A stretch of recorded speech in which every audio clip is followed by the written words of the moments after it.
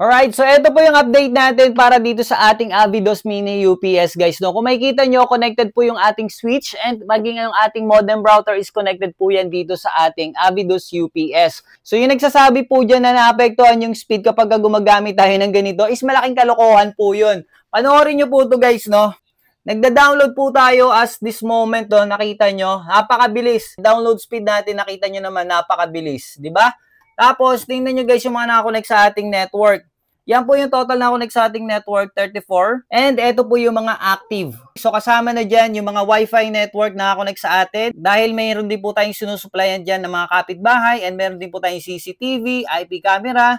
Ayan po yung IP camera, connected din po yan dito. And then dito sa labas, may kita nyo, may mga naka-Wi-Fi din ng mga bata. Dito sa ating PisoNet, may mga naglalaro na 4. And then dito din sa labas. Nakita nyo? Ayan o, connected po yan sa atin. Okay.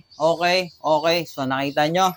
Tapos, ito pa yung isa sa pinakamalupit dyan. Kung meron tayong mga Wi-Fi router tulad nito, yung nilalagyan ng SIM o yung LTE modem router, naku, napaka-solid nito guys, no? Ipa-plug mo lang to sa ating mini UPS.